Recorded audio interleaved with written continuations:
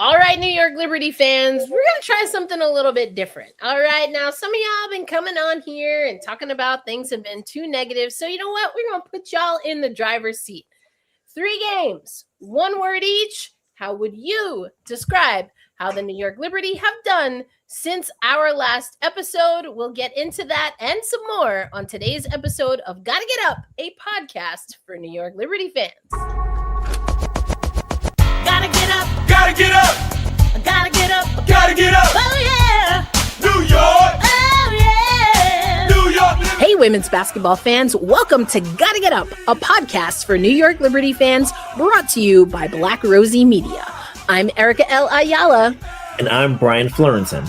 And we're your New York Liberty experts and co-hosts. We've covered the 2024 championship run and followed your favorite players all the way to the Paris Olympics. Every episode, we bring you game recaps, the latest news and transactions, and exclusive interviews with Liberty players and coaches from the past, present, and future that you won't hear anywhere else. We're building a community for fans who love this game as much as we do. So whether you're part of the Barclays faithful or tuning in from afar, we bring you closer to your New York Liberty. Great evening, party people. Welcome to another episode of Gotta Get Up, a podcast for New York Liberty fans. And it was Ronnie with the first comment for today. Before we even got started, hey, Ronnie, great evening, Erica, Brian, and fellow Liberty fans. Fabian already getting the 3 words in. I love to see it. Ronnie also saying, moving on up to the east side, okay, with a deluxe apartment. But you know where that apartment is. I don't know if we're ready to go all the way live with that. I don't think so. I got some more time. The good Lord willing and the East River don't rise. Okay, we'll get to the other part of that because you know the fish don't fry. Come on now, so beans don't burn. Take a whole lot of Chirayan. See, now y'all got me singing up on here. Come on now. Brian, how are you doing? I'm the boy. I'm feeling good, feeling all right, strong, got a lot to cover, and I was on my way back home fussing about the humidity, but I thought to myself when I sat down, I'm going to be pissy about the cold in December, so I should just quit my belly aching and deal with it, but hey. No tornado warnings out your way though. Boy, I'd be a cranky camper if I had to deal with a tornado warning. Let me tell you what. On my way back to Tulsa from Florida, tornado warnings, and then we had a rainstorm today. It was nice to cut the humidity and the heat down, but it lasted a little bit shorter than I would have liked. I think I had about a good 2.5 hours that I was able to just keep the windows open and have a nice breeze. And then that heat went all the way back up and the humidity because then it just rained. So, Mother Nature is going through her personal summer clearly. And now we all have to suffer. Or funny? Global warming, either way. Around here, I was walking home. I think it might have been last Tuesday. I had to go with my mom somewhere. And then we came back. I'm like, oh, it's kind of cloudy outside. Then I look 5 minutes later, just a dramatic deluge of rain and thunder, and it happened by Tuesday days. I'm like, oh god. I'm like, this is no. This is not what I'm looking for here. But just drink a lot of water, hydrate, get your steps in where you can, and have a fan going to keep you cool. I got my fan going. And it's not just water. You also need to get them electrolytes from all that sweat and heat. Okay, that's leaving your body. So don't forget about the electrolytes. That's what I learned real quick moving to Tulsa, Oklahoma. I'm telling you what, I've lived in New York my whole life up until about 5 years ago. Been to Florida, been to Arizona in the dead of summer. Oof. Ain't nothing hotter than what I'm experiencing here in Tulsa. And listen, I met a fireman when I was getting my Oklahoma driver's license because I forgot to renew my New York one before I left New York. Sad. So I was like, I can't be without a license. So I guess I'm an Oklahoman now. For real. No, my birth certificate's still New York. Thank you. Anyway, and I was just chopping it up with this dude. Turns out he was a firefighter, worked in Arizona, and we were both at the DMV in Oklahoma. He was like, yeah, there's no Heat compares. I was like, okay, so it's not, I'm not crazy. It's like imagine every waking hour from like 6 a.m. to like 9, 10, sometimes even 12 p.m. being like the heat that hits you when you walk underground into the subway at rush hour. Train station heat. Ooh. But like you're outside and the breeze, because there's no people. Like that's why I came here, to not be around so many people. It's just like I'm looking outside the window right now. It's grass, it's some houses, it's a Quick Trip, which is basically a gas station. Yeah. And it's like, yo, what? Like it's not train giving off heat, because sometimes that's it. It's not body heat from all the humans in New York, but it's New York heat just in the wide open. Blowing hot ass air. I'm telling you, where does it come from? I don't know. It just gets trapped in the middle. That's what it's like. Anyway, what we are here to do is, again, 3 different games for the New York Liberty. We're going to give 1-word answers, and then we got a podcast. We got to do more than 1 word, Brian, but I wanted to remix it because I understand. I should say, I hear you. I see the comments, and I hear some of y'all, not all, because I do know some of y'all were like, ain't that the truth? And tell it. Okay, but I try to be mindful. And I feel like the last few episodes, poor Brian's just been sitting there and nodding because I've been talking so much. So I'm like, I'm gonna steer this here. I was like, God damn, did that man blink? He just put up a still screen and left, had some dinner, came back. I was still talking.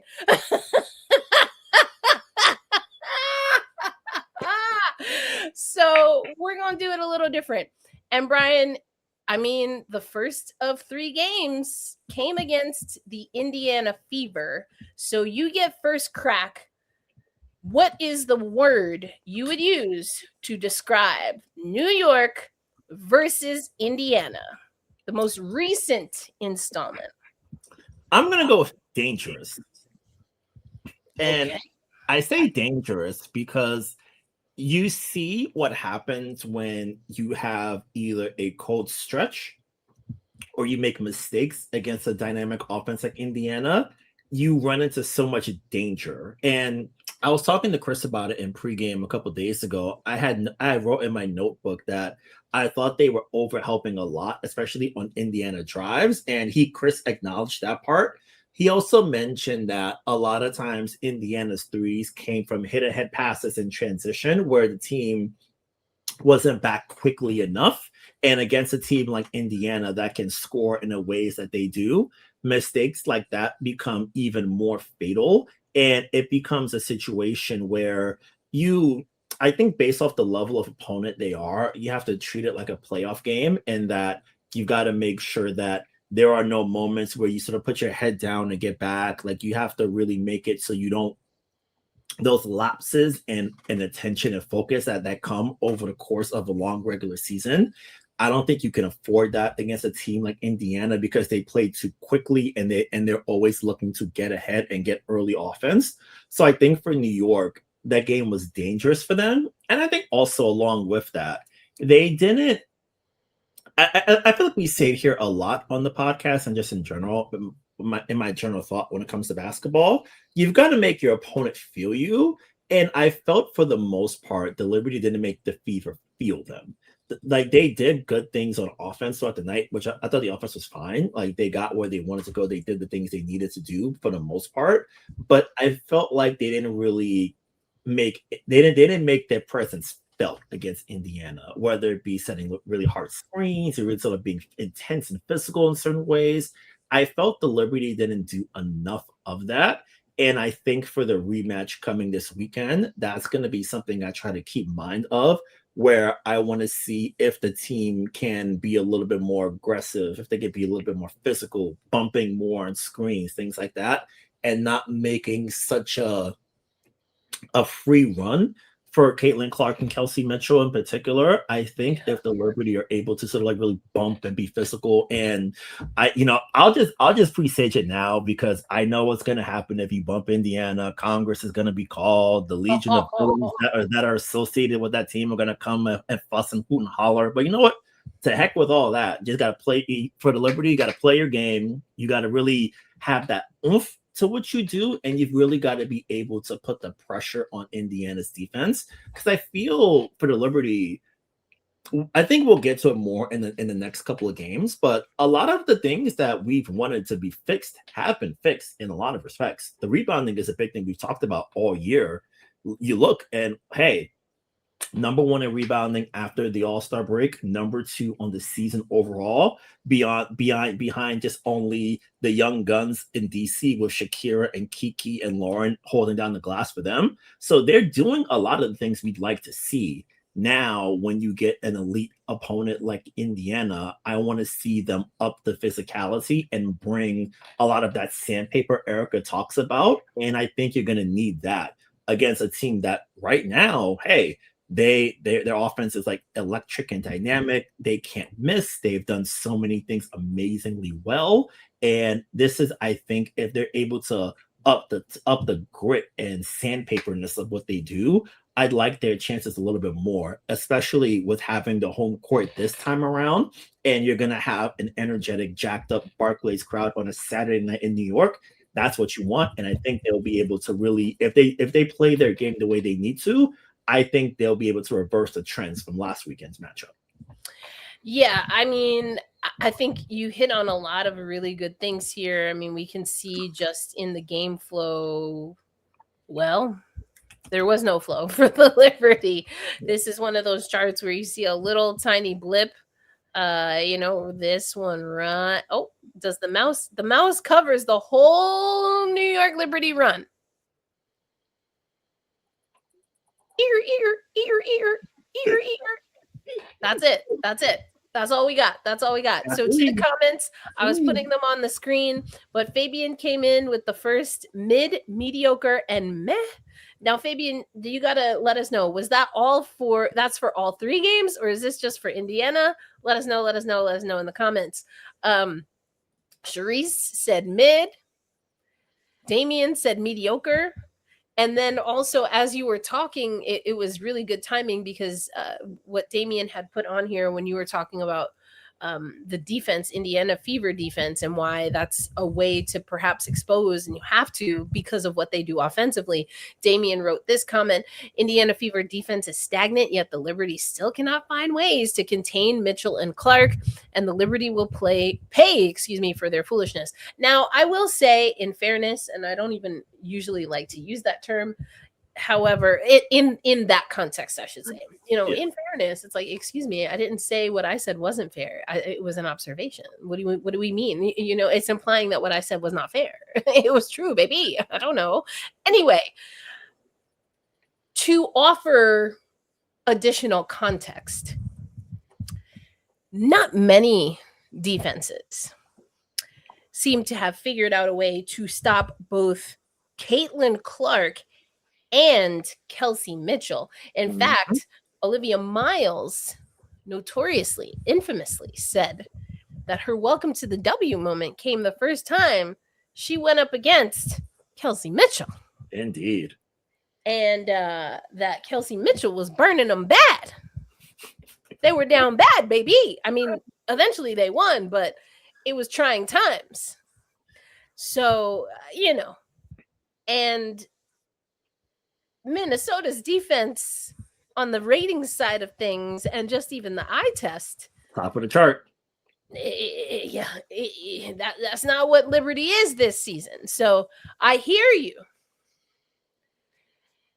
And then there's that. But the part that I will take away from this, Brian, is that you, like you said, and we'll get through it with the other teams or the other games against the other teams, improvements have been made. Overall defense is still an area for growth for this team. And the separation for sure in the postseason will come on being able to play defense. Mm-hmm. Yeah, and well, I think we'll get to it in the next game because there was a lot in the game and in the post game quotes that I thought was really encouraging, and I sort of saw playing out from seeing how it went. So the next section, I think I'll have a little bit more to cook when it comes to the defensive side. For the LA game, you mean? Yes. Okay, yeah, that game. Okay, now that game, I'm a really work hard to do what I said I was going to do today. I'll put it that way. One. I'm a work hard to do what I said I was going to do. Okay, Fabian did give us a directive, not in order, all inclusive for the 3 games. Okay. So that was all inclusive. I was trying too hard for alliteration. I mean, I was living for it. I live. I was vibing with it, Fabian. We're with it. Keep cooking up. We with the shits, so keep it on. I just wanted to, for clarity, because sometimes as the comments are coming up, and I think there's a little bit of a delay. So I sometimes I've been caught out there before. You know, I'll be reading fast and you know, with my rage glasses on, not these because these are my cute glasses, but with my rage eyes. And Brian be like, that's not even that wasn't. Chill out. I'll be like, oh damn, I did it again. All right, so that's why I be asking y'all sometimes, because you know I'm a hothead, so. Y'all got to bear with me. Okay, but we got the clarification. Appreciate it. Okay. I'm sorry. Hold on. That one's for next time. That's for next time. Oh, y'all getting into LA. All right, Brian. Let's do it this way. Final word on Indiana before we move on, because I can already see from the comments, it's not just me that got some things to say after seeing that LA game. I think final thought for the Fever game, I'm excited to see what they look like on Saturday night. I think home court is always beneficial for this group, and I think that's going to be the North Star for the rest of the regular season for New York, securing home court. They're within striking distance, and now they've got to keep handling their business, and I think this week would be a big push in that direction. They've got the game tomorrow night, and then if they handle what they can Saturday, if they're able to muscle Indiana, keep on the boards, really make, in particular, Aaliyah Boston on the inside a non-factor when it comes to owning the glass. If they're able to do that and they're able to slow the game down just enough while really bringing a little bit of extra oomph to what they do, especially when Indiana's coming off screens, things like that, I like their chances a lot more. And I think they'll be able to pick up another big win. That'll give them a little bit of a boost heading into another challenging week, which we'll get to next week. We will. I just want to circle this because I know we've talked about this before, but this is what Brian's talking about. Saturday, August 22nd, and I also wanted to make this a little bigger.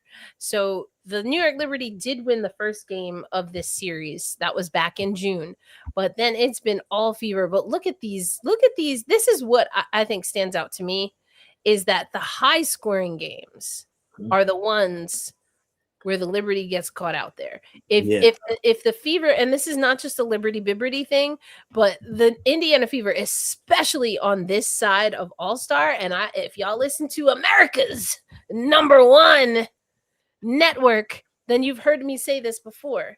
I've been asked predictions. They ask me about Indiana a lot. There's a particular Iowa native that loves Iowa. Yep, loves Iowa. Well, yep.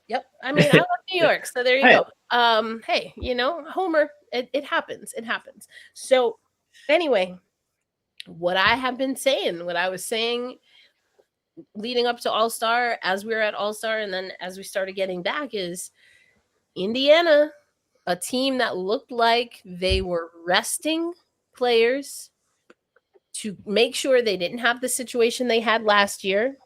That included Caitlin Clark, includes Aaliyah Boston. And in the end, included Kelsey's body being like, hey, I can't do this anymore. It's over. Jeez. Including her. You know, but the funny thing is she's the one that ain't missed no games. Woof. That's a cold ball player right there, dog. I'm trying to tell you.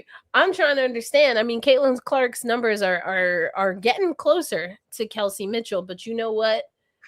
Kelsey Mitchell is still the leading scorer on that squad, still has fewer turnovers on that squad with more time on the floor. That's a So bad MF right I mean, I'm just there. trying to understand why people are hating on Aaliyah Boston for saying what seems to be obvious. And Bad MF. I mean, if you're gonna say who's the MVP of that squad, I think we all know. I didn't know it was a controversy. You know, Erica, I've had we'll probably have to save this for late September, but I was talking to some friends of mine a few days ago. There are like legitimately 25 players who can make all WNBA first and second team, I can't pick anything. You have to pick only 10. It's gonna be a lot. Boys, it's gonna be hard, man. See, man, why do you have to do that? Why do you have to do that to me? Because I'm telling you, we just got the email today for us to confirm if we want to do voting. So thank you for that reminder. I was like, dang. Yeah, it's not easy. It's not easy in these streets, let alone on one particular team. But that's how it goes. All right, now listen, we've already got the chat aflutter on this one because we saw the second of 3 games the New York Liberty had this past week from since our last episode. And this one is interesting, especially if you look at the game chart, which I'm pulling up and we'll get ready for you right now. But Brian, as I said, 3 games, 1 word each. What's your word for the LA game? I'm gonna say Mets, and you know why I say Mets? Because I was telling Kenny as I'm saying, I'm like, if you're nice, if you treat them good, it's like, oh yeah, look at y'all, you're doing great, and then they let go of the roof, and then it's like, why are you doing this? What is the matter with you? So I think the default, whenever your favorite team is doing well, treat them like I treat the Mets. Be like, hey, that more. I need better. I need more. I need defense. I need this. I need more from you. So treat them like that. It's a lot. It makes your life a lot easier. It may be 20% less stressful because you never get too high because you always start low, and then anything that's they're exceeding your minimal expectations. But I will say, on a serious tip, I thought the game was, at least for the first 3 quarters, a sort of like distillation of what I want them to do and what I think they themselves are building towards and working towards. I mentioned the defense part, and in the first 3 quarters, their help and their nail help was outstanding. The back rotations were flying. There were no open shots. They were getting everywhere they needed to on defense, using their length to disrupt. They really made Nneka Ogwumike a complete non-factor. And Liberty fans know from the first 2 games, Nneka has been giving them the blues this season. So they were able to make her a non-factor. They were able to really jam up passing lanes. They were able to really make LA at a complete disadvantage. They were able to fly all over the court. Rotations were timely. They were moving well on offense, getting in the paint, doing what they needed to do. And then the Mets part kicked in where it's like, wait, why is this so sweaty all of a sudden? Like, what is happening here? But luckily for the Liberty, they didn't complete the bit by blowing the lead in the 4th quarter, although I got dangerously close a few times. And that's where the group sort of coming together paid off, because we've seen the Liberty over the years, when they get big leads, it melts, and then, it gives away. This time around, they held it together, and then they were able to push through down the stretch. And I feel that part is enough to be like, oh, okay, it got really sweaty. If you've been in Barclays Center more than once, when a lead is starting to melt down, that building gets nervous and angsty and scared. So the fact that they were able to not let the nervous energy of the building harvest enough to where it costs them to win, I think is a testament to where this group is.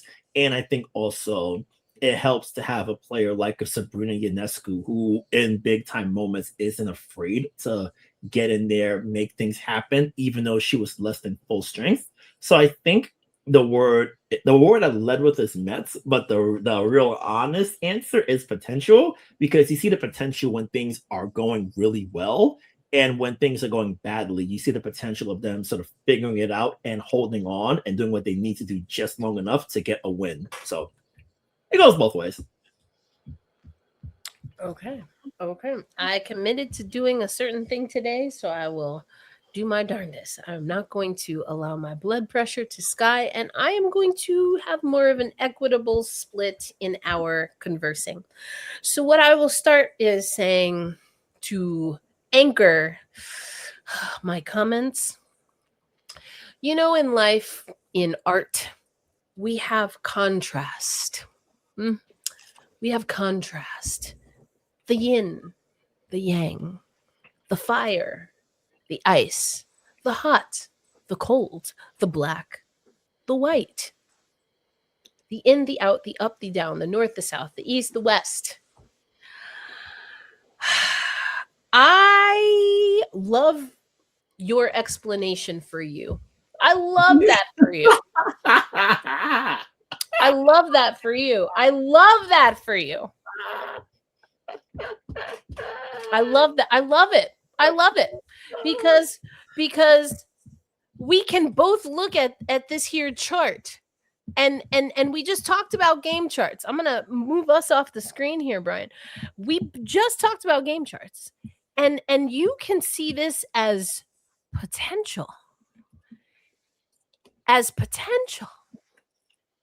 holding on and not relenting. Okay. I love that for you. What a beautiful way. What a beautiful way to describe what for me was infuriating. Unacceptable. I want no parts. I want no parts of losing a 28-point lead to a team that's not even in the playoff picture. I want no parts of that. I want no parts of that. But I love that for you, and I'm glad you went first. Because again, being mindful. This is me as a host being mindful. I'm bringing mindfulness, to my approach this week. I want to listen and not judge. I want this to be a safe space. For me, this was infuriating. For me, this also was an example of this New York Liberty team, but specifically the coaching staff still not executing with game management. The run was they almost got it to zeros without one of these. For those listening on audio, I have my palm and my fingertips hitting my palm in rapid succession to indicate a timeout. And this is not the first time, Brian, that I have seen, for whatever reason, couldn't tell you, this coaching staff opt not to call a timeout when the team desperately needed to stop the bleeding. I mean, I guess, you live, you die, as they say. I'm just trying to understand why you wouldn't call a timeout when the Los Angeles Sparks are doing this, are complete or nearly completing a 28-point comeback. That's wild to me. That's wild to me. I mean, I don't understand it. But you know what? To maybe split the baby, so to speak, I will say this, and I did have the stats up there, and I started with the LA stats because Ronnie's one word for this game, Ray, R-A-E, and you ain't wrong. You ain't wrong, sister. Ray Burrell, 28 points. Come on, somebody. Somebody. I will say I am 4 or 5 days later flabbergasted that Lynn didn't dial up the last play for her, and you're inbounding, Hamby's inbounding, and then she hands off to Ariel for 3, and it's like you feed the player who's helped get you back to this point, and since you're not really playing for anything for the Sparks, you want to imbue Ray Burrell with that confidence that, hey, with the game close, you can be someone we turn to. So that's just one of those things. I'd have to like go back. I might be being overly critical on the Sparks in that front, but I'm like, hey, get it to the hot hand. Let your young player bring you home. You know what your vet is at this point. Let your youngster get that shot and see what they could do. But hey, what can you do? What can you do? I love how this man also gave the critique of the LA coach and not of New York not calling a timeout. I mean, that point, that's fair. And because I was thinking it during the time, I was like, dog, you're up 28. Like lock it down. Like, because I know like some of us were discussing, like, in post game various things about the game. And in my head, I'm like, dog, you're up 28 and you've got the best players on the court. Shut the door. Like, so that's why, like, yeah, the coach can always get heat. And the challenge part was, I didn't think that it was a foul on Marine, but the referee said otherwise. It's that's the game sometimes. But hey, but I'm like, y'all, like, you guys did the thing. You did it at an incredibly high level. Shut the door. Like, it's like, just shut the door. Like, okay. So let's stay here. Let's stay here with the shut the door, because you kind of you going somewhere else. Let's stay in the door, in the threshold. Let's stay in the same threshold. Yeah. If you trying to shut the dang door and the door won't shut, how many times you gonna do the same thing before you maybe say, okay, let me step back, take a look. Is something stuck in the door? Do I need to get some WD-40? Am I pushing when I should be pulling? Am I pulling when I should be pushing? But you know what that requires? It requires you stopping, stepping back, re-energizing, recalibrating, and then trying to shut the door. There was no stop. I mean, and this is not the first time that I have hollered at my TV screen to try and, I don't know, as if it ever works, to get this coaching staff to call a timeout. I mean, you have them for a reason. Use it. Because losing a 28-point lead, nearly, is not cute when you're trying to say, as we have heard, that this is a team that is turning the page. They're turning a corner. They're having a breakthrough. They know who they are now. They know what their identity is. Is your are you schizophrenic? I mean, the ups and downs. That was harsh. The ups and downs are too much for me. This is not going to be the different identities that show themselves on the basketball court is a little bit too frantic to say and to have confidence that this is a team that is going to lock it down and be able to shut the door when the time comes. Because if the time isn't on the other side of All-Star, if the time isn't when you're playing teams that are really not in the playoff picture, if the time isn't when you're at Barclays, if the time isn't when you're playing a team like Indiana, that if you get a win, you move up in the standings. So when is the time? What is the secret? What is the secret code? When does this team level up in earnest? Because it wasn't against LA.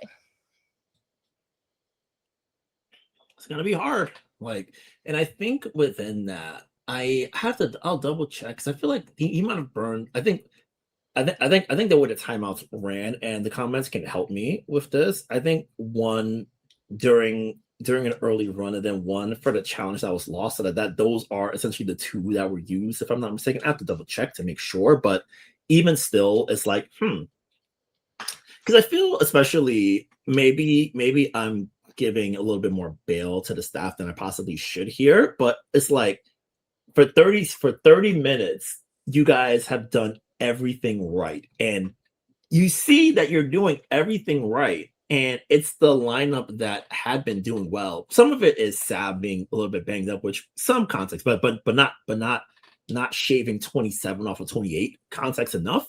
But it's just like You see it. I see you. I see that you see that you see it, and we see it. And those things happen. Some fluke shots, but not enough to be sweaty in that regard. But you sweat. You sweat. You get what you need to, and then for all the hilariousness of this team right now, they're still within stone's throw of 3. So hell if I know. Love your rose-colored glasses. I can't get with what you're sipping on there, my friend. Again, it's the yin, it's the yang, it's the in, it's the out, it's the left, it's the right, it's the north, it's the south, it's the good cop, it's the bad cop, it's the half full, it's the half empty. I'm not convinced that this team knows its identity. I will agree with you that specific things have gotten better. But here's the problem, as I see it, and I say this all the time, and it's worth repeating until we're told otherwise. You say you're in a championship window. You sign your big 3 to multi-year contracts. I'm expecting you to do some big things here.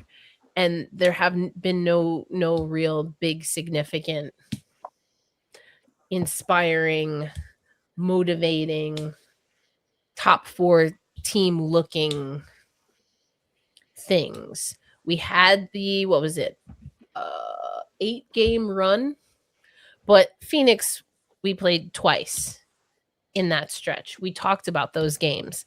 That was the beginning of the stretch. And it was like, okay, these are wins. You'll take the wins. And in these wins, some of the same things that we're talking about now, we saw in those wins.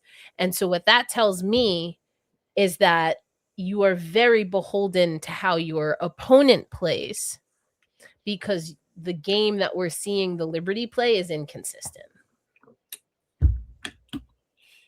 Yeah, let me see. I think so. Yeah, I would say inconsistent is fair. Like, I think I think we said a lot here. The highs are so high, and then it's like they're not getting to the highs enough for people's liking, and I think for our liking as well. I'll include us both in that bucket. And I think that once you see the highs, you get a little bit frustrated because I know you can get there, but you haven't gotten there enough. And what is the magic elixir in getting there? And they don't really have enough time. Can you give me more on that, Damien? Damien saying the Liberty lacks confidence defensively, in my opinion. I'm just going to insert what I always say. I am very cautious to tell athletes if they are or are not confident. I let them talk about that. Anyway, Damien goes on to say that that they lack confidence in his opinion. DeMarco knows that offense sells tickets, but defense wins championships. That's really interesting. That's interesting because this is a Liberty team that can score, but they're not scoring as consistent as Indiana. They're not scoring as consistent as Minnesota. So you want to live and die by your offensive threats. I think it was even the shot chart. Is it the shot chart for this game? Let me come to the shot chart. No, it was the other game, but the shot chart from the perimeter, and we've talked about this before. How long are you gonna just perceivably fall in love, as they say, air quotes, with your outside perimeter shot before you realize it's not there? That's been a constant struggle with this team. They literally have their second string center shooting 3-pointers regularly. That's one of the things that's consistent with this team, or has been. What's not consistent is figuring out not only when the 3-pointer is not falling, how to get to the paint, but how to utilize the paint to set up the 3-pointer. We talk about that all the time. I mean, you could shoot that thing as much as you want, but this ain't Pop-A-Shot. This is the WNBA. I mean, come on. What are we doing? But I love that you see this LA game as potential. I see it as the exact opposite. I think this was the antithesis of potential. This was this was a slide. This was a just not a good showing for the New York Liberty. And honestly, here's the thing. If Seattle has that game, which they actually have had a lot, not quite where they're leading by 28. They've never had those games, but games that come really close and they can't close them out. So I guess it's not exactly the same, but games that are close, they're the opposite.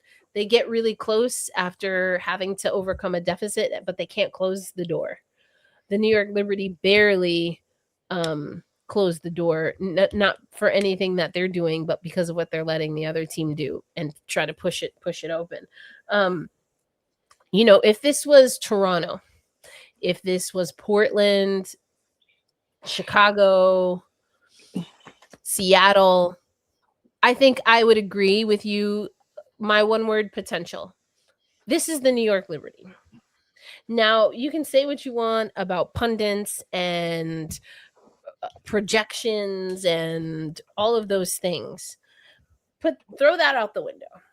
The New York Liberty themselves have set a standard, and not in the we're professional athletes, we're always going for a championship. No, in how this roster is constructed, how they talk about the roster. We've heard Jonathan Kolb say, we accept the pressure. You can't lose games to a team that's not in the playoff picture by that margin. And in my opinion, continue to be taken seriously as a contender.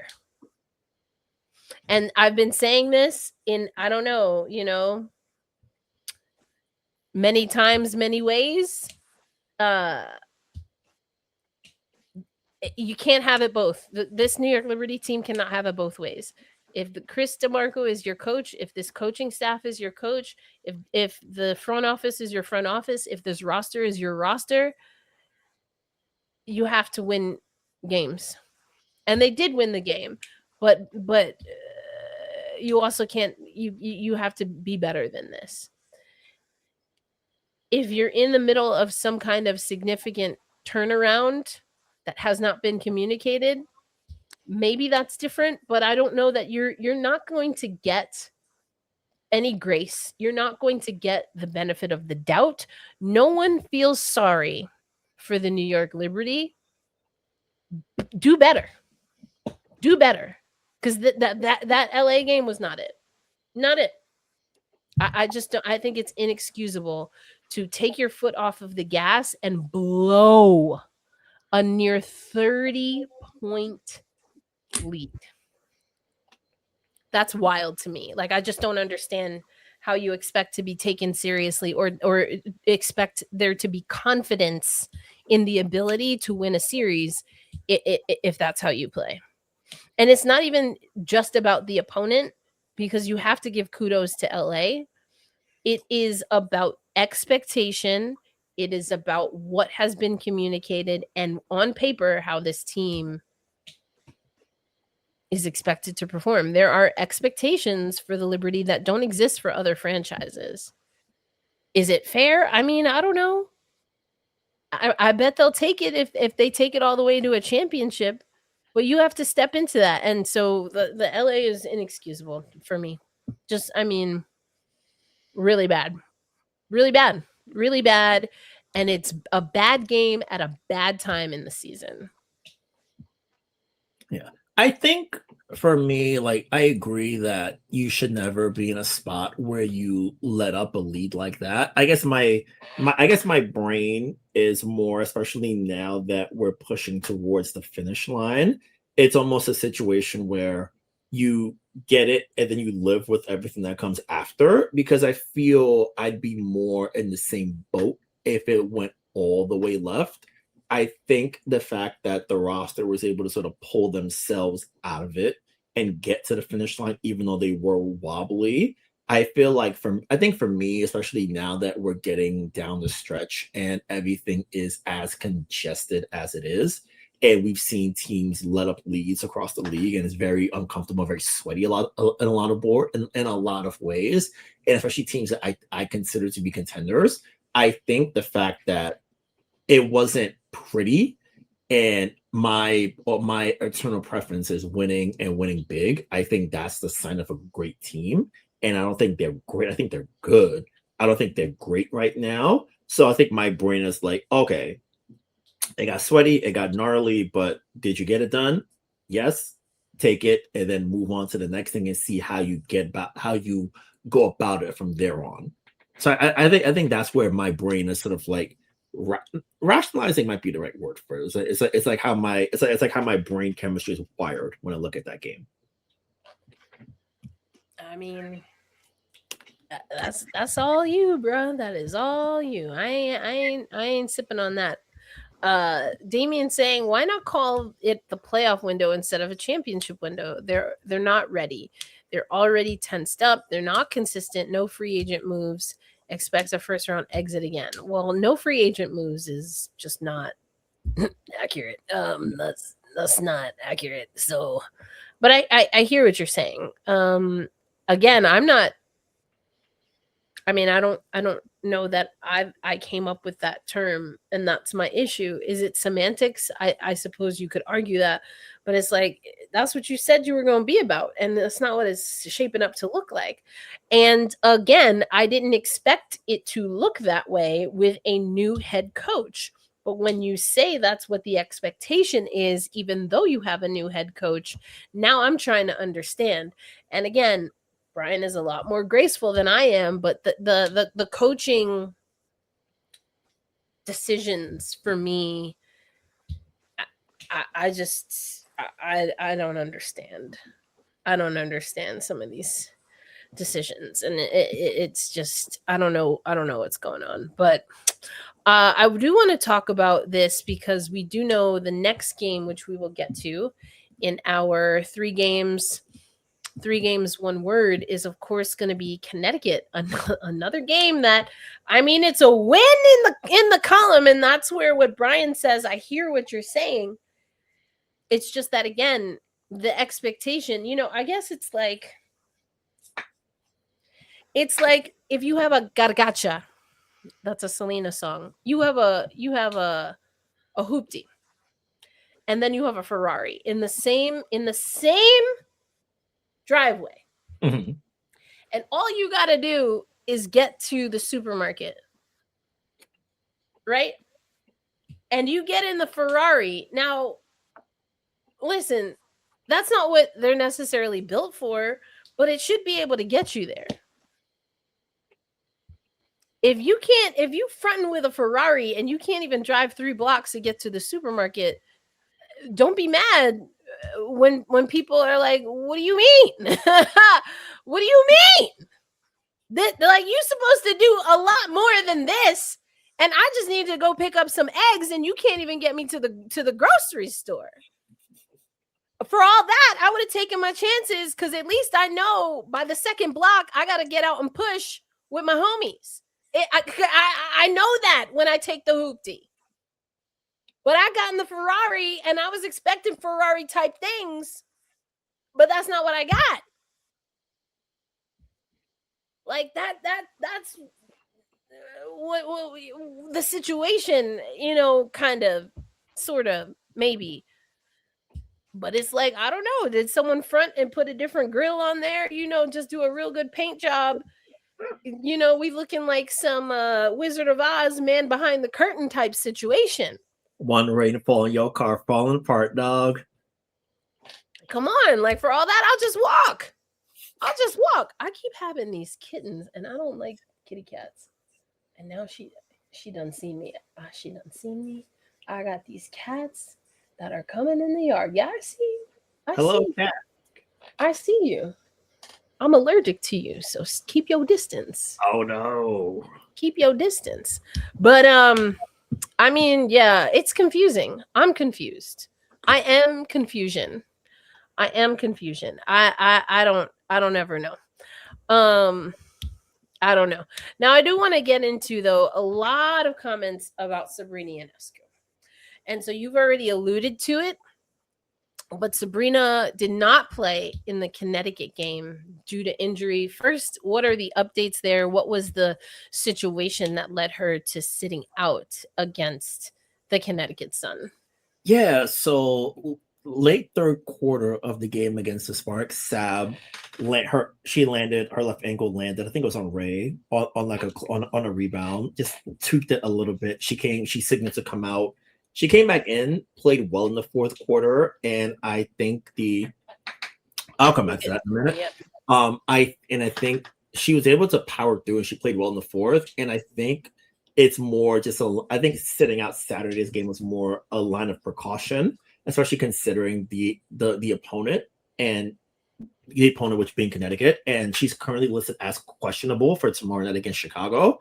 So we'll see. They do expect her back tomorrow night. So we'll see how the updates progress throughout the day. And then if she does play, what the minutes total is like, if there's any sort of limitations, or if they sit her out to buy her a couple extra days off and then coming back home for a little stretch, starting with Indiana next Saturday. But it seems like they're expecting her back, and it doesn't appear to be a serious injury, but you never know how these things go. So, excuse me, we'll have to keep a really close eye on it, but she should be back tomorrow. Yeah. So, I mean, you say this, and this is herein lies the problem, because in your recap there, you talk about, oh, well, you look at the opponent, it's Connecticut, but the Connecticut, the biggest lead for New York in this game was 12. The biggest lead for Connecticut was 10. Mm-hmm. This is a squad, and I know these colors are confusing, but you got to see here that the up is New York, the north is New York, the south is Connecticut, which is actually really interesting because geographically that would be the opposite. Anyway, I digress. So I think first things first, you have to say what is true, and it maybe hasn't always been true. But Skylar Diggins, and we talk about this on Tempestagi Talk, Skylar Diggins put people on notice, in case y'all ain't know. If you don't show up in the WNBA, if you don't come to play, she used some expletives, but you will get your butt handed to you. Period. There's no skating. There's no coasting. Everyone's out here playing like this is a grown woman's game. They're playing for contracts. They're playing to put food on the table. They're playing, for generational wealth here. Okay. This is no feel good situation, despite how it might be packaged at times. This is grown women's basketball. So that's number one. I understand strategically, but again, the New York Liberty are not the Las Vegas Aces for a few different reasons, including that they have not clinched a playoff spot. They're not close really to clinching, at least not at this juncture with where the league is, which is fine. Other teams are still also working that out. And for all of the reasons I just said, that the LA game is disappointing, and it wasn't just me, you have to give a player like Sabrina rest at some point in time. Also, knowing that she's had a nagging injury or injuries. And other players have to step up. And that's not happening near enough. And it's been a slow crawl to get support for Stewie this season. And we've talked about it early on.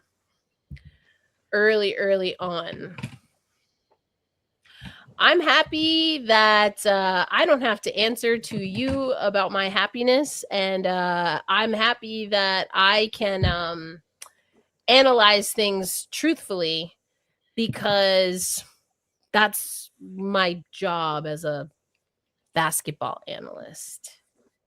So I'm also happy that you're engaging here. So there you go. You're freaking welcome. I mean, I just, you have to be able to put away teams that you should be able to beat on paper. And again, it's a little bit of a give and take there, because you can't take your foot off the gas, and you have to have the intensity to play as though you are going to beat teams that in the standings you are ahead of. You have to play like that. You have to have people step up. And I'm not impressed with this win. It's not an impressive win at a time where you want to see teams that are going to be making the playoffs create some separation. And again, the Liberty is a team that's in playoff position, but they haven't locked anything in. So if Minnesota wants to take, kind of coast it a game or two, Vegas wants to coast it a game or two, sure, have at it, because you've done your work. I mean, I guess it's like you said, Brian, right? Like, they're getting the wins, so that's something. But again, if this is still the championship window that we keep talking about, I don't know why more people aren't discontented. This is not the best version of Liberty basketball. And the potential is untapped still. Oh yeah, we're getting into September. Yeah, I wouldn't disagree in that there's still more for this group to do, and I think I think with this game, to Black Metronom's point, yes, caveat, but I'll get to the caveat in a minute. I think with this one, it was the word I'm going to use is interior, and I use interior for two reasons. One, interior on the positive side.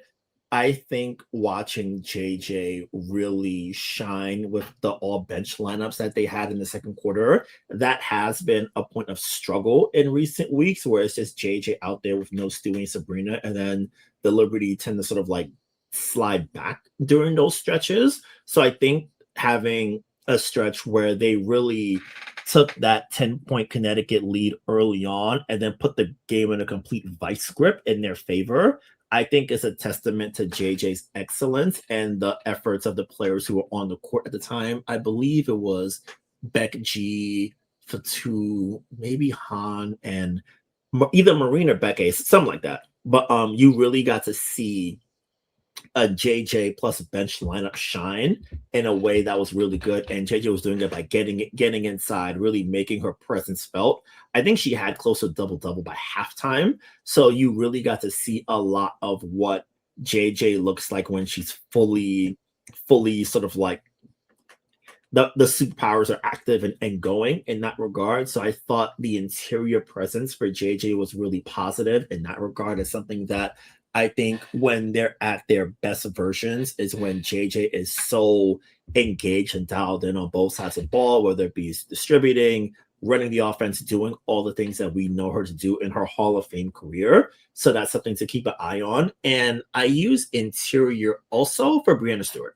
And I say that in part because Stewie had her worst shooting game of the season.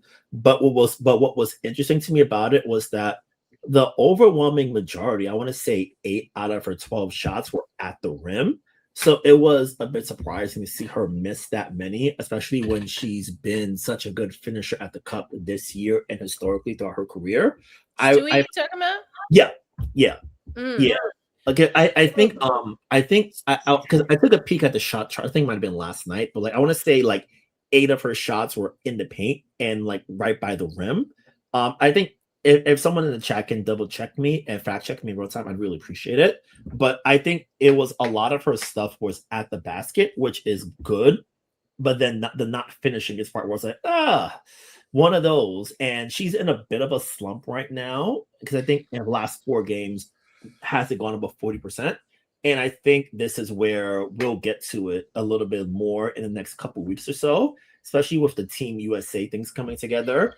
I'd love to see. Listen, oh baby, I feel the blood boiling because the rant I have coming for y'all in the women's basketball roundup about the USA roster, because of what Brian is talking about right now, is going to be epic. Yeah. Because we also have Z Diddy talking about, okay, now I want to break this up. Z Diddy, I'm going to read your comment here. I don't know why Sab needs rest. She missed about 16 games this season. Stewie need rest. We lost to Seattle the one game she sat out. Okay, so for me, these are two different things. Yeah, me too. Yeah, split it into two. Perhaps, and this goes back to Swung Over. Hey, Swung Over, saw you join the chat. Perhaps someone who's missed 16 games, including because of an ankle injury, who perhaps might have agitated an ankle and has had ankle injuries, perhaps it's a good thing that someone who's already missed 16 games due to injury gets a little bit of rest so they don't get re-injured. Yeah, sit down. Yeah. Put your feet up. I mean, come on, man. Come on. Just say you don't like her. You know, that's one of my favorite things to say. Usually I'm saying it to Damien. The fact that the Liberty got me agreeing with Damien on in this season is God's work. Multiple times. Is God's work. Y'all, I am the Damien of the chat now. I'm aspiring to out Damien here, according to y'all, because apparently I just can't be happy. So anyway, you gotta come on. How you gonna say sis missed 16 games? She wasn't shopping in Beverly Hills. She was injured. I mean, did you forget to add that to the comment? That's why she missed the games, because she was injured. And so someone who's been injured and missed 16 games because of injury, who then maybe got injured. I'm okay with the rest. But Brian, I'm going to let you take the other part, because we both agree there's two different things here. And I probably know where you're going to go with this, and I'm thinking I probably agree. Sure. And firstly, hello, C Diddy, good to see you. For the second piece, Stewie needing rest. Something that's been interesting that I've noticed in the past couple of games is that she really hasn't crossed over like 33 minutes. You guys can double check me as well. So I want to say she's topped out at 33 in each of the past couple of games. And I think this is where having a situation where you're dialing her down a little bit, I think it's helpful, not just for FIBA USA basketball purposes, but I think for Liberty purposes too. I think because last I checked, she's third in overall minutes this year. And the eternal struggle for any basketball coach is, hey, I want my best player out there for as much as I can, but I don't want to burn them out too much and put too much on them. So I think for the Stewie context, it's a situation where, can you afford to sneak her a little bit more rest? Can you use the TV timeouts, commercial timeouts, especially with national TV games? I think the answer, or like the timeouts that you've been allotted, maybe. Yeah, doing things like that. And I think especially when they have a national TV game coming up this weekend, that because national TV games take up a lot more times because, hey, we've got things to sell on insert channel here. So that's going to help in that regard. And I think what I'd love to see, especially going forward in the next couple of weeks, is that keeping her in the early 30s and keeping the minutes down, allowing more of the other players to sort of like get more run. Not because we're sort of like turning Stewie down a little bit, but it's more like hey, I know when you're out there, you're a basketball maniac, you're going 1,000 miles an hour. How about you sit down next to me for a couple minutes, kind of thing. So I think it's a situation where if I'm the coaching staff, I try to sneak in a little bit more rest. And this is just me speculating currently. This isn't me reporting. I would say if I wanted to sneak her even more rest, the last game before FIBA break, I believe is August 29th against Chicago, if I'm not mistaken, right? Something like that. I believe that sounds right. We will pull it up. Okay. Yeah, if that's the game that I'm thinking is the last one before the FIBA break, and FIBA action begins September 4th for USA basketball. So if I had the keys to Liberty Kingdom for a day, I'd be like, hey, how about you just sit this one out entirely? We know you're off into new adventures for a couple weeks, and I know Carol's gonna play you like 1,000,000 minutes because that's the job for her.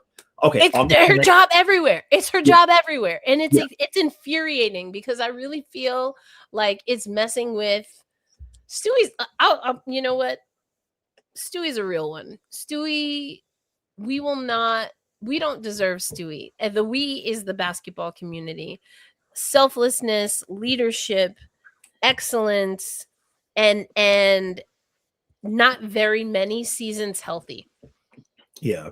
And how do you set the pace and you're not even healthy most of the time? That's wild to me. Yeah. I think if I had the keys to the kingdom, I'd be like, hey, I'll keep your minutes in the early 30s just for preservation purposes. And I think you hate sitting, but that one you'll sit. We'll use Anelli on a dev spot. I'm thinking they could possibly get another dev spot since Fatouks is converted to a full standard contract. So I'm thinking, hey, you can sit this one out. We'll utilize the bench. If we win, we win. If we lose, it's not your fault. It's my fault, kind of thing. So I'm thinking do you think the coaching staff would ever take accountability? Publicly, maybe. Yeah, I think so. Like, well, I feel like I'm like the one man on an island who's like, hey, he's not so bad, you know? I feel like that all the time, but it's like, I think so. And I think if it's me, because I'm always, especially when things are tight and you have a chance to sneak a day, I always take it. I always try to like do that if I can. It's almost like, I think the best way I think of it, Erica, is like, you know how like when Mike Piazza would catch all the time, they'd be like, hey, day game after night game, sit down. Like you're not playing today. I think I want to treat basketball players like that, where it's like, oh, you've played 36 minutes in like 5 straight games. I know you've got 40s coming your way in about 2 weeks. How about you sit down for a night, kind of thing? Yeah, and I hear what you're saying. I do, and it's a good point about her minutes, like just slowly, coming down a little bit. The usage has been insane for, again, several seasons. Was carrying this team, is still carrying this team, but other people starting to wake up. For me, I don't know why you wait to rest Stewie.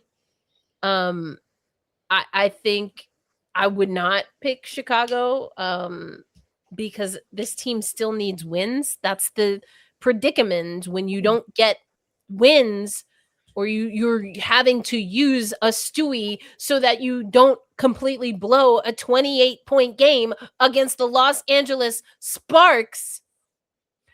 That's where those wins are not all wins are equal. And it goes back to what Black Metronome was saying. If we're going to concede that Stewie needs rest and then not realize that part of the reason that Stewie and others, but mostly Stewie, can't get rest is because some of these games were closer than they had any business being.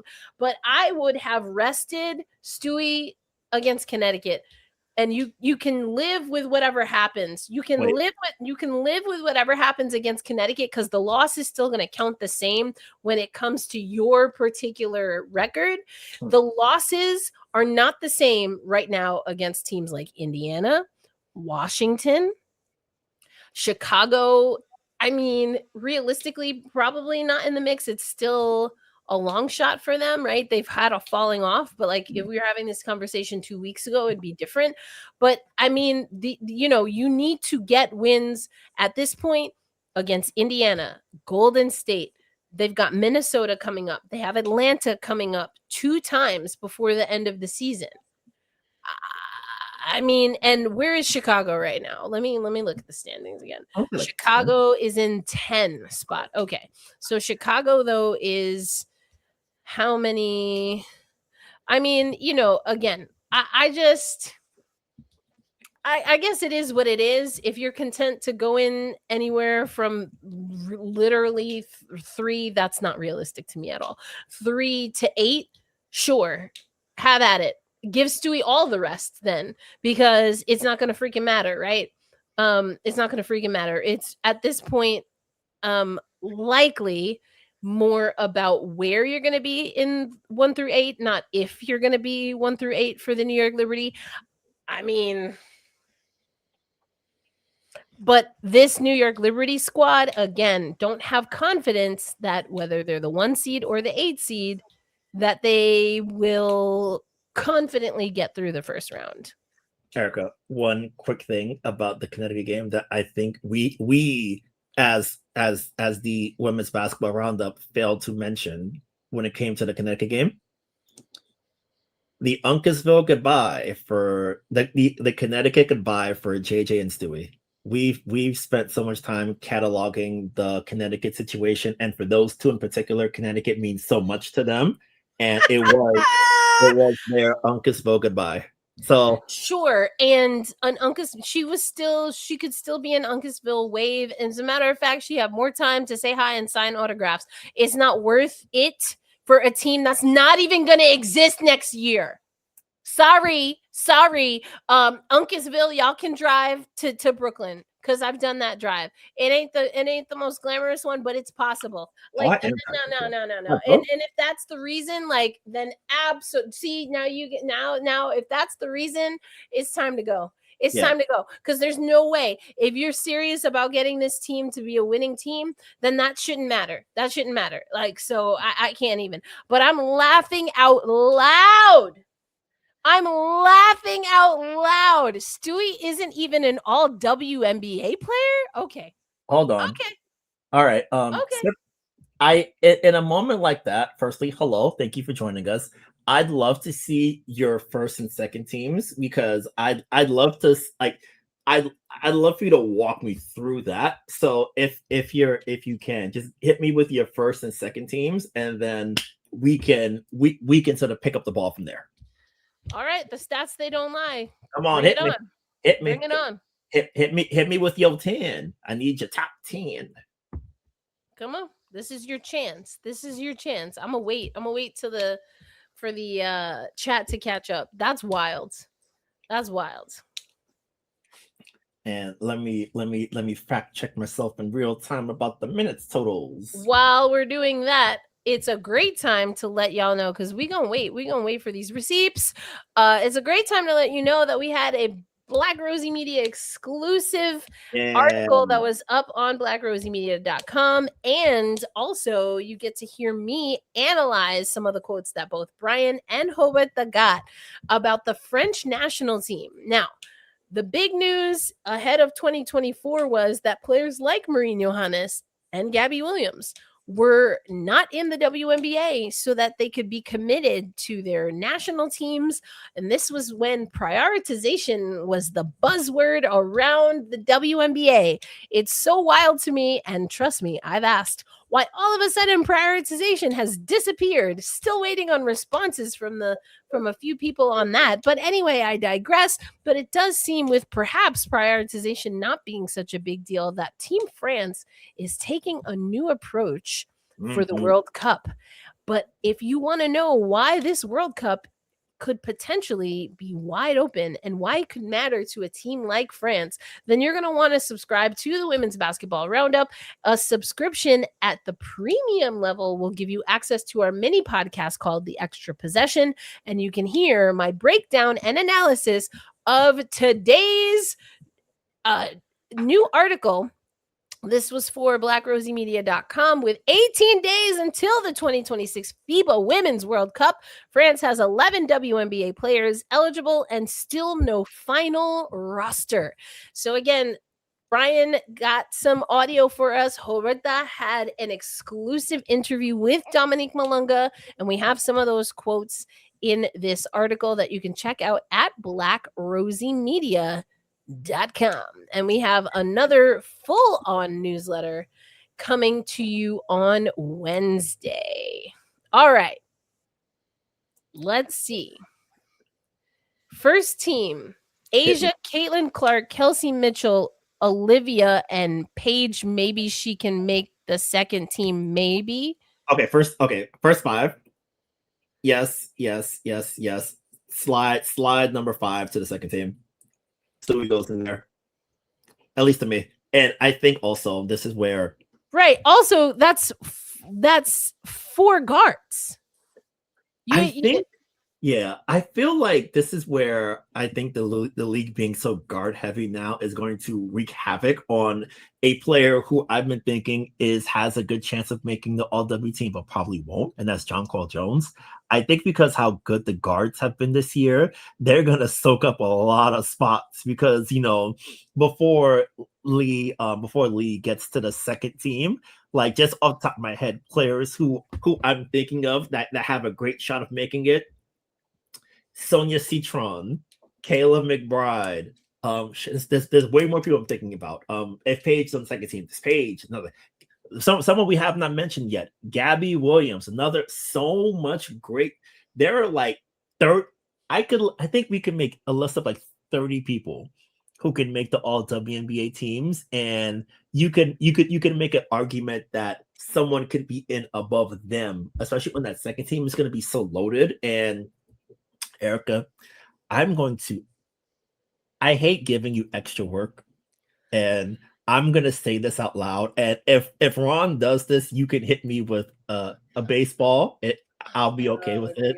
Oh dear. I think you know where I'm gonna go here. I think you know where I'm gonna go. I don't know that I do, but go on anyway. Go on. You know what we need, because the league is so good. We need an All-WNBA third team. That's right. 5 more choices. More things for people to get mad at us media people about. I'm just asking for people to be real that they are voting. I've been pretty transparent that I am a voter, and I not only share my votes, my ballot, but I also, through our podcast, share my thought process. And I was trying to keep real busy because I'm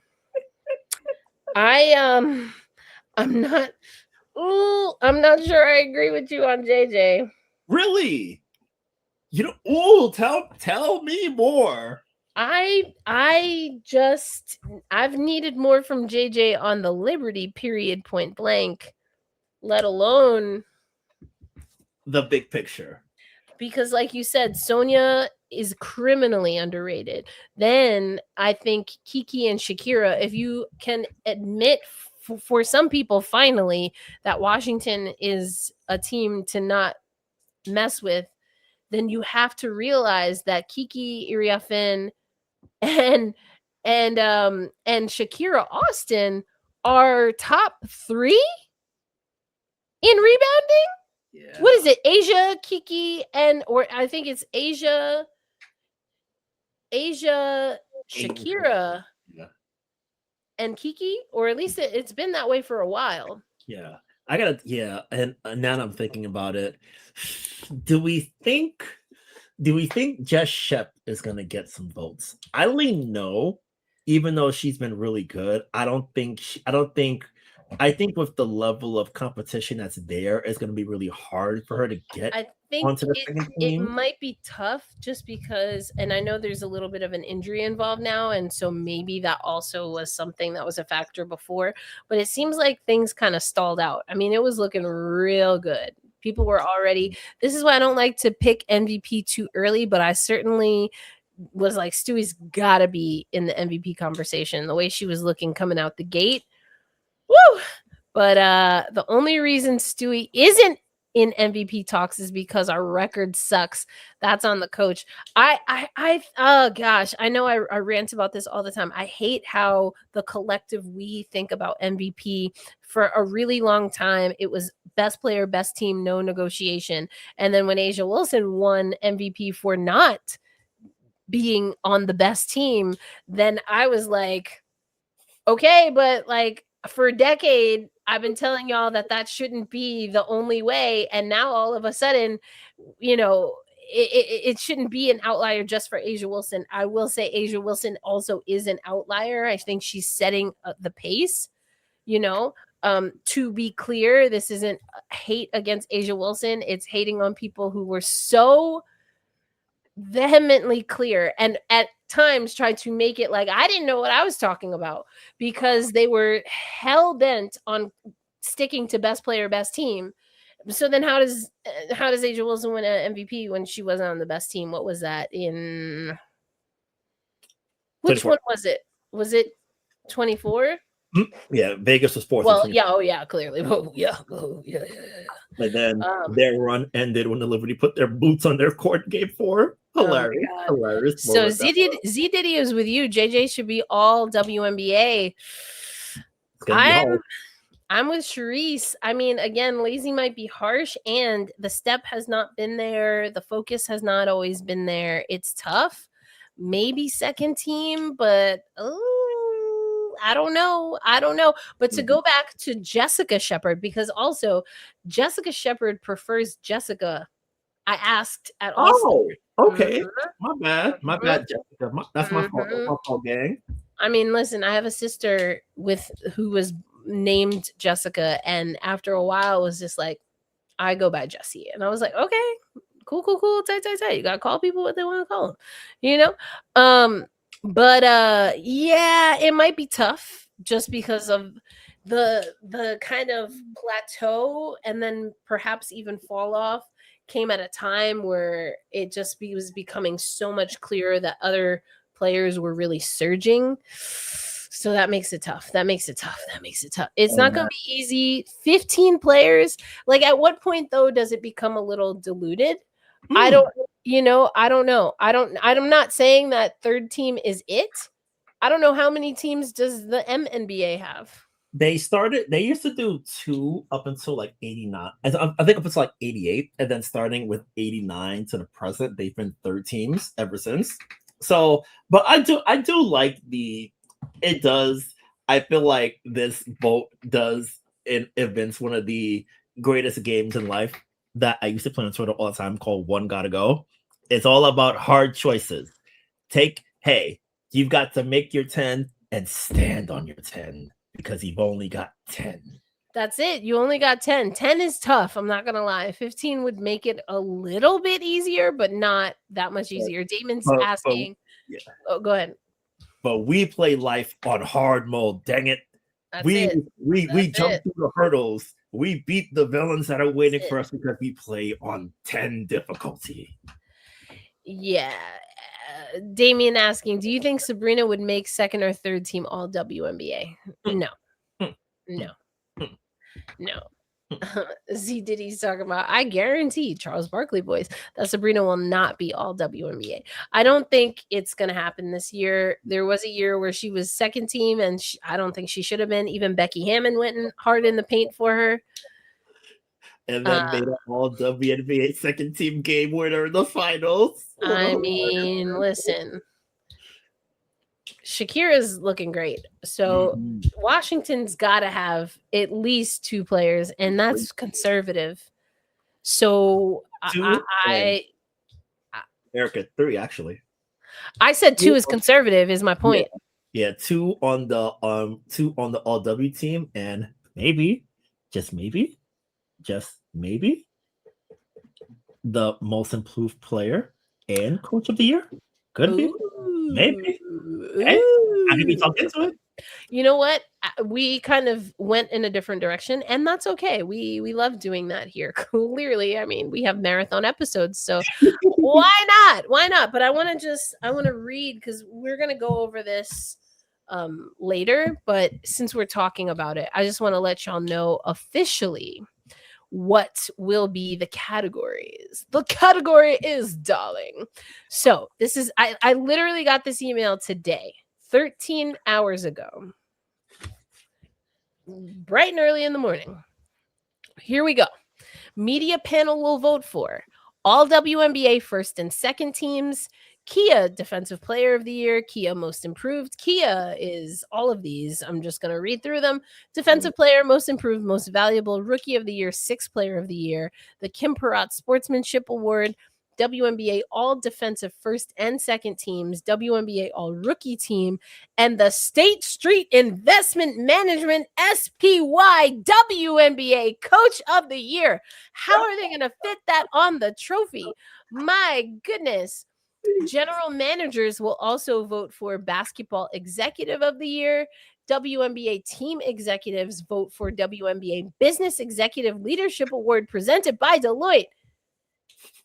And the peak performers are on statistical leaders in points per game, rebounds per game, and assists per game. So there you go. Mhm. And I got the notification that in roughly a month, the ballots will be distributed, and then they are due for us on September 25th. So that's the skinny. That's the skinny. And the only category, at least in years past, where we have a weighted vote, as in we are asked to give a 1 through 5, is for MVP. Everything else, we only give one name. I honestly don't know how long I've been a voter, which is, it sounds like, oh, you've been doing it for so long. No, I just am that forgetful. Brian can attest. I might forget my name if I didn't. I might forget my middle name if I didn't make sure everyone called me Erica L. Ayala. Like, I'd be forgetting all kinds of things. I don't know. It's been a minute. It's more than 2 years, but less than 30. Hey man, we bobbing and we riding. That's it. That's it. That's it. Not hate watch Dallas. Oh man, not hate watch Dallas. You know, Erica, to your point earlier about how we shouldn't rush to crown people too early. Back in June, I think I led the newsletter being like, man, look how great and cool the Dallas Wings are. I look today, and man, it's pitchforks and cuss words all They're about coming for him, man. What a difference a week and a half makes, man. And also, Erica, I'm gonna give you a quick preview of an article I'm going to link to in Wednesday's edition of the newsletter. Okay. Basically, I'm going to include an article from a friend of mine who's based in Dallas and who covers the Wings. Basically, he's attributing the current slump of the Dallas Wings to not just the head coach himself, but people above, and pinpointing specific. Pinpointing specific, because I had, you know what's funny? I had forgotten that Carla Late was on that team, and I'm like, oh, really? Carla was there? I didn't know that. And then the part that's gotten the writer the most trouble online is he is of the belief that they did not land the number 1 pick that they needed to, and that is yeah. And then when you look on Tempestashi Talk, where we keep a local eye on the Seattle Storm, said rookie is balling out and playing on an all-WNBA rookie level and is looking really cool and is doing a lot of really cool things and is splashing threes and flying up and down the basketball court, looking cool.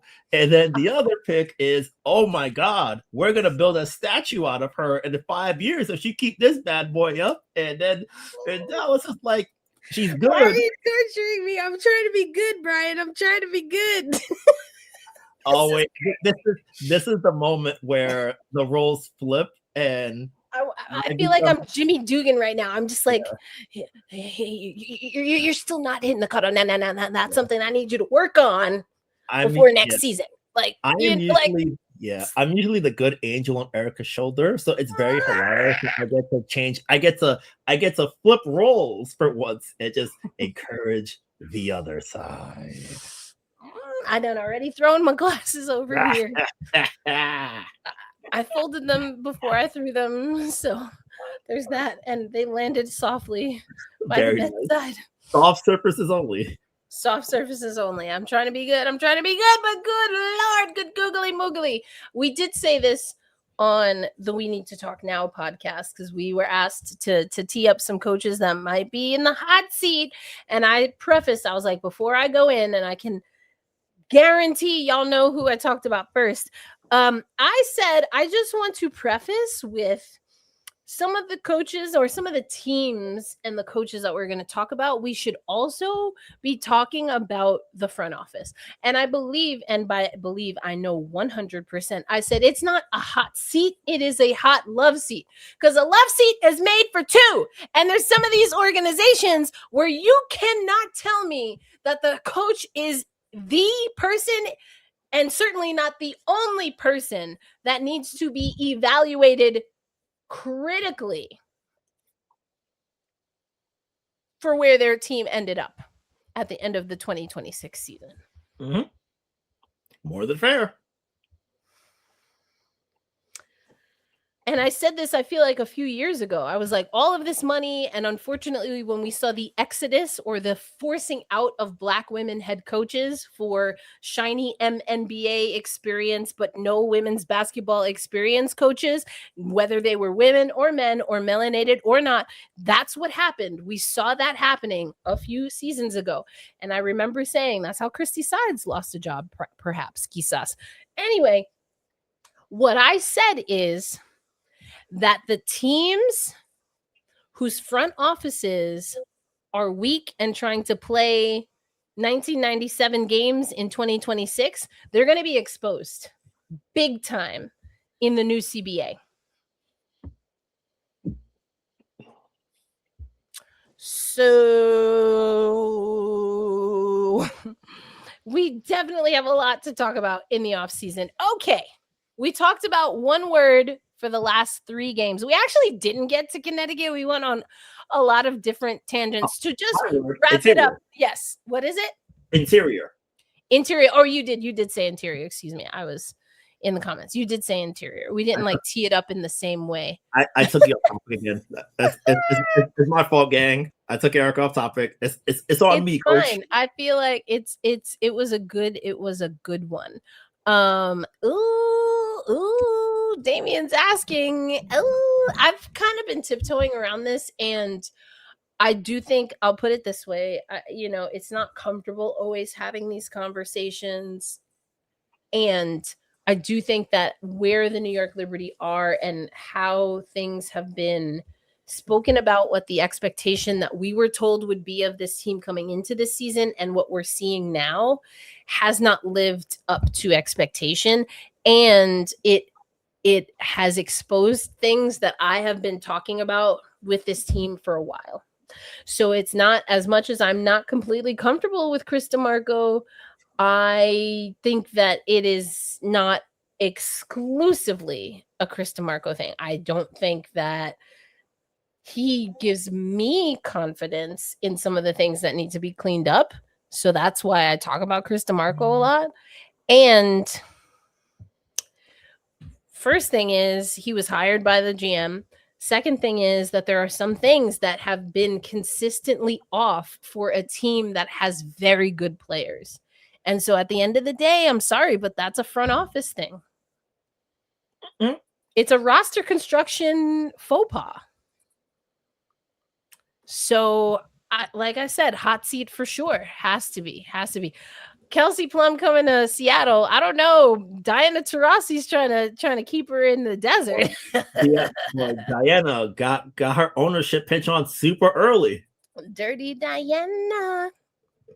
When is it considered what is it, tampering? Also, Black Metronome loves the Spider-Man shirt. Thank you. This is a philosophical question. Is it she's tampering if you don't work here? I feel like she don't work there. She definitely is the face of the organization, but she don't, as far as I know, unless it can be proven in a court of law. I don't know that she works there yet. So she just talking. And we know Diana Taurasi talks. Boy. Yeah. Boy, Diana be talking, boy. Man, imagine Diana and I, they'd be like, yeah, y'all just sit here. And we'd be like, listen, we gonna live a lot of lives. We're gonna talk about a lot of things. Speaking of Diana Taurasi, congratulations on the Ring of Honor. Mention this on Tempestagi Talk, but also shout out to the Phoenix Mercury for sending over this pin, the commemorative pin. It also came with a t-shirt, which is in the office, so I don't have that with me. But I love a good pin moment.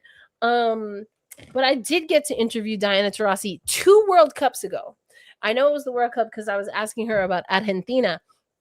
But we had a really great conversation. And listen, okay. I'm gonna get excited, but I'm not gonna go off. But I'm gonna tell you something that I honestly, when I was getting started in sports media, and I started in about 2015, 2016.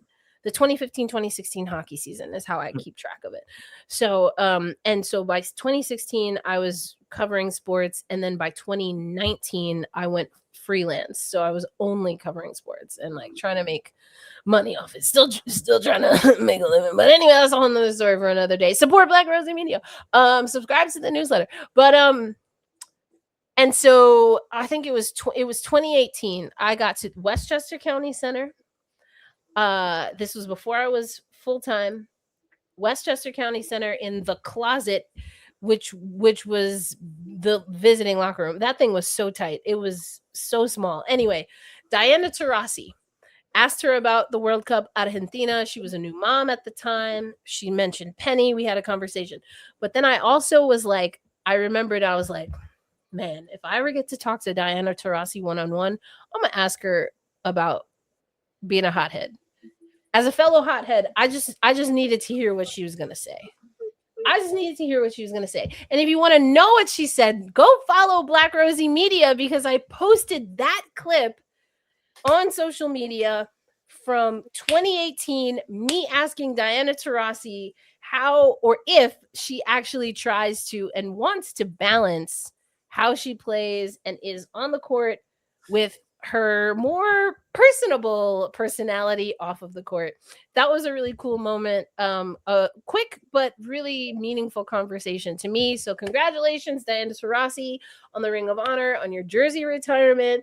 And if Kelsey Plum ends up on the Phoenix Mercury next year, even though she said she wanted to for sure explore free agency, then we know why. Okay, we have we're gonna start wrapping it up here, but we had the one word for the last 3 games. Chicago's coming up, Brian, right? That's the next game. Yep. And I believe it was, who was it? Someone put in that this might be a trap game. Oh, I feel like the Liberty just played a bunch of trap games. Now they came out on the right side of it, but it was close.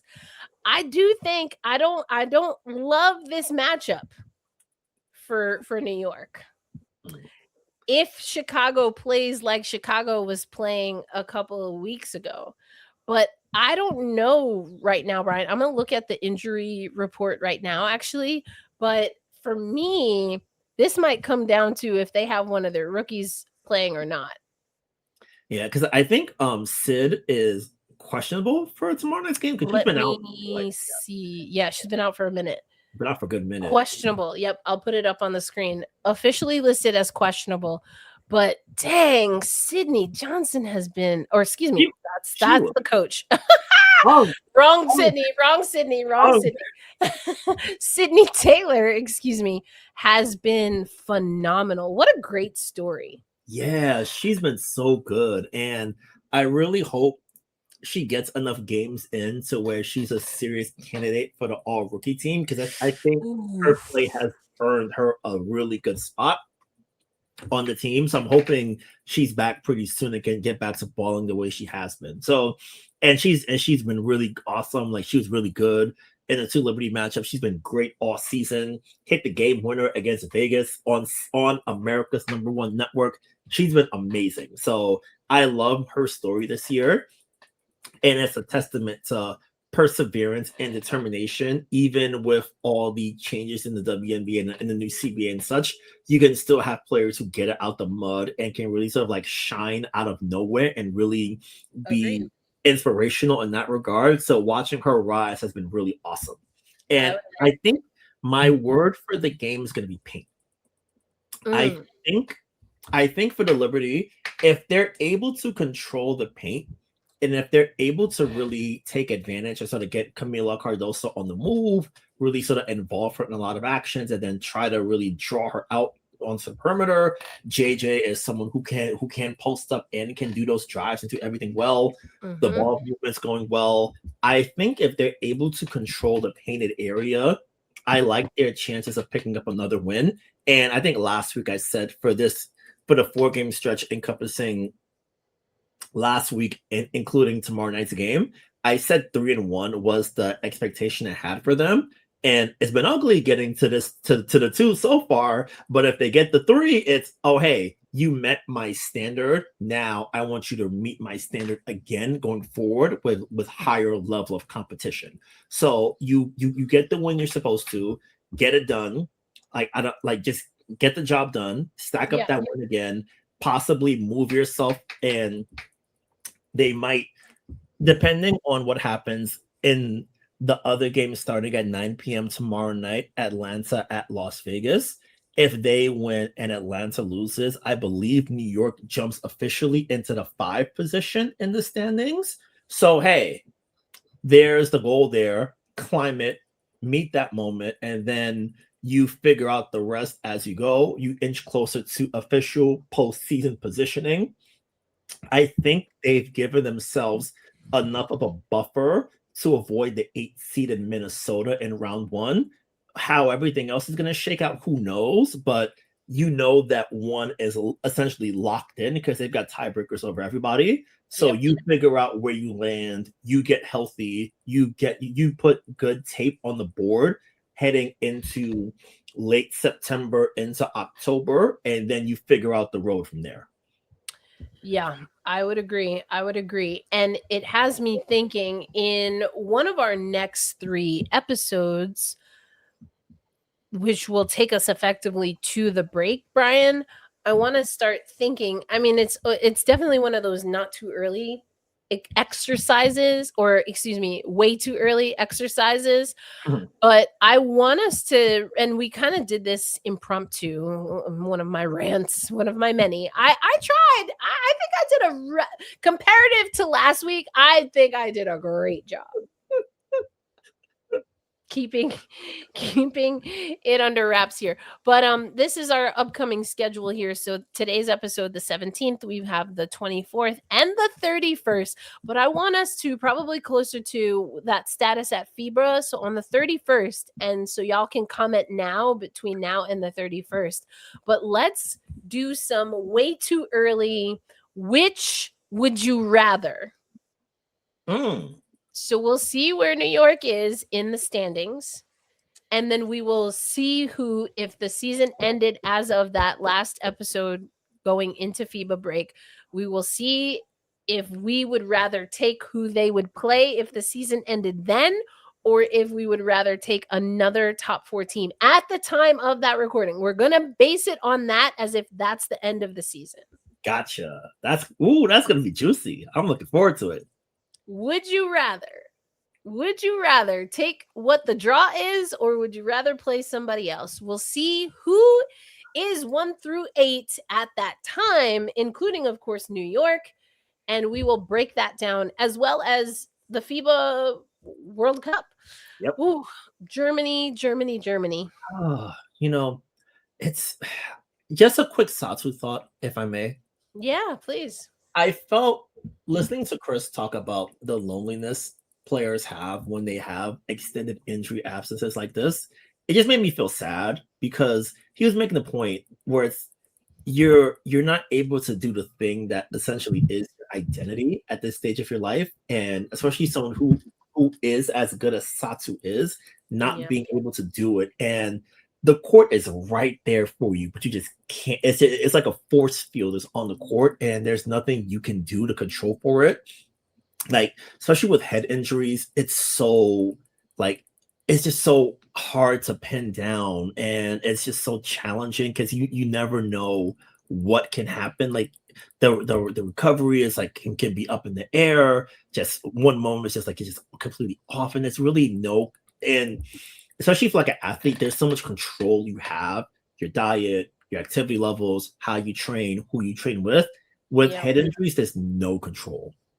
No control in the slightest, and you're just at the whims of essentially fate, and there's no way to do it. And I think what's doubly sad for me, and Now, I'm just thinking about Niara is out injured as well too, and Leonie is out. We don't know if she'll be back in time for FIBA.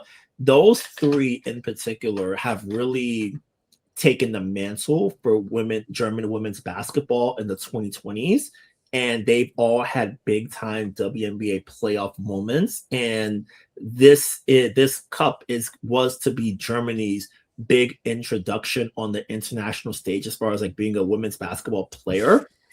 And your top dogs just aren't going to be able to be out there, and it's just all for things that are completely out of their control, and it sucks.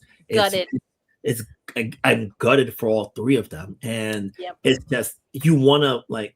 I think especially for athletes, especially when it's like playing for your country on a global stage, like if you can walk, you can play. But for these injuries, man, you just can't. Like you just can't. It's tough. You can't mess around with it. You can't, and it's it's really tough. I'm really gutted for them because I was in Paris covering the Olympic tournament and spoke to Leonie Fiebig, spoke to Satu. Niara unfortunately was dealing with concussion symptoms, so didn't get to talk to her. But I mean, there was so much pride for them getting there to the Olympics and really having a good outing. They lost in the quarterfinal to Belgium, but Belgium went on to have a fantastic game against France, and France almost took the United States to overtime. So if that tells you, if that tells you anything about women's basketball right now, you've got 12, of course, players for the United States that play in the WNBA, upward of 11 for France. Australia has 7. Australia, they had to Ezi Magbagor. Oh my gosh. Good gracious. Had to put that team on her back to win bronze. I watch Ezi that game. I'm like, Ezi, play like this all the time. I'm telling you, talk about Ezi. Oi, oi, oi. Like that was a phenomenal Ezi game. And again, on our other podcast, we talk about just wanting to see more for Ezi in the W. Unfortunately, she's also been injured. But this is all things that we're going to be talking about in bonus episodes of the newsletter, but specifically in our mini podcast or our premium subscription podcast, which is called The Extra Possession. Get it? Because it's extra.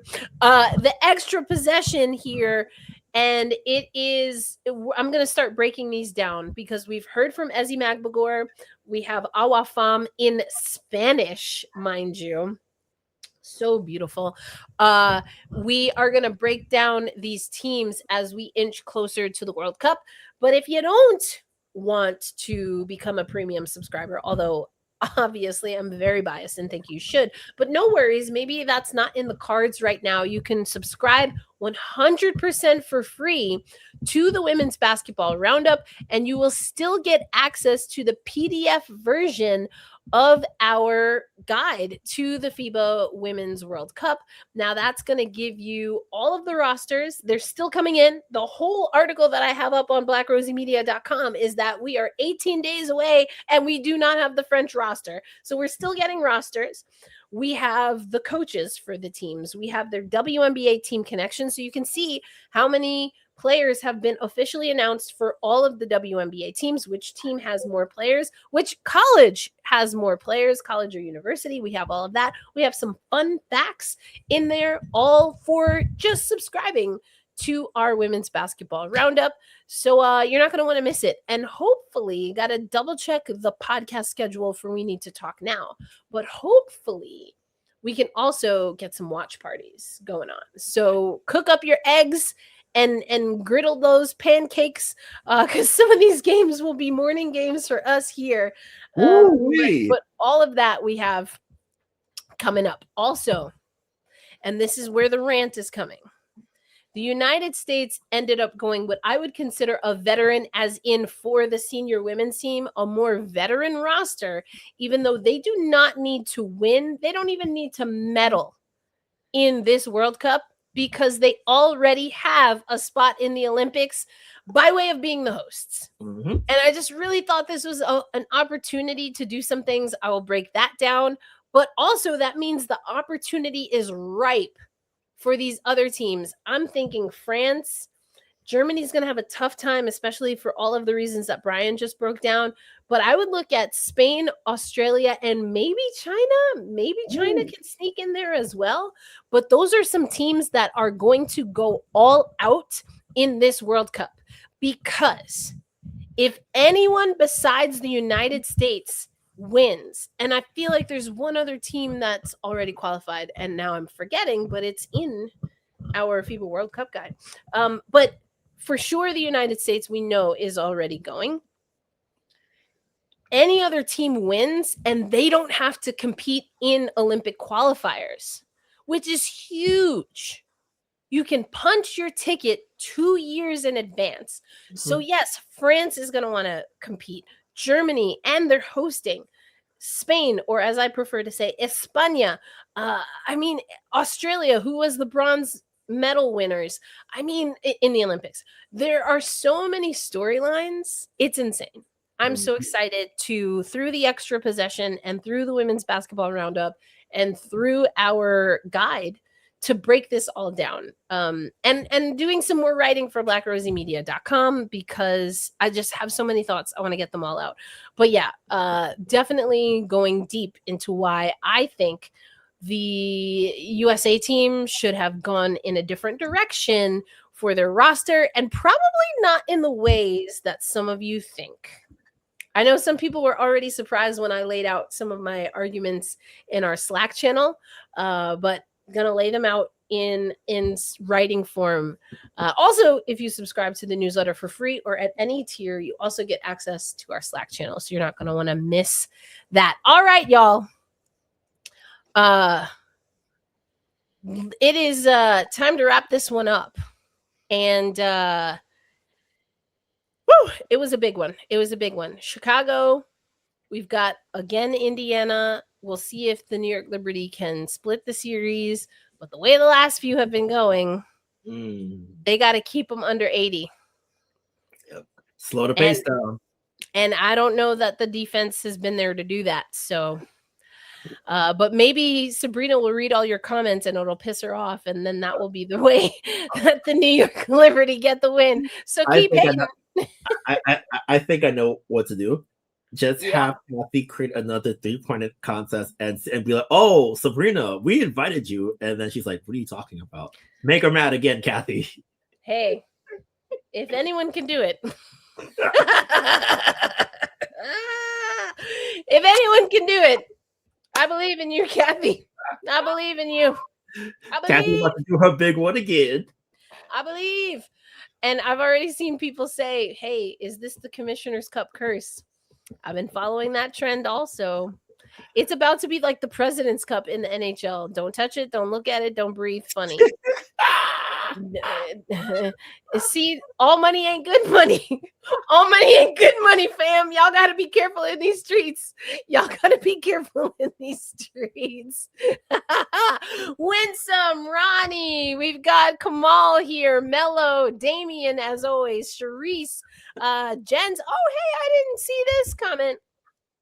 Okay. Yes. Listen, that's what I'm telling you. China, I have some questions about China, and yes, their size, if they utilize it, and that's been my thing about Han. Ooh, I need to see a little bit more because size is great, and oh God, there's no way I can end this sentence. I'm just gonna leave it there. Okay, we'll continue on thanking everyone in the comments. I was like, either way, that's gonna be clipped. All right, swung over. Thank you so much, Black Metronome. We appreciate all of you for sliding through. And again, please do follow, like, share, subscribe. Hit the notification. All of these things really help us to continue growing the channel. Brian does an amazing job with our newsletter. Next one coming out on Wednesday. And we will also have an episode of Tempestagi Talk on Wednesday. But for now, Brian and I saying goodnight. Thank you so much for hopping on board. And a quick Ellie wave to everybody. Peace out. We'll catch you on the next episode of Gotta Get Up, a podcast for New York Liberty fans.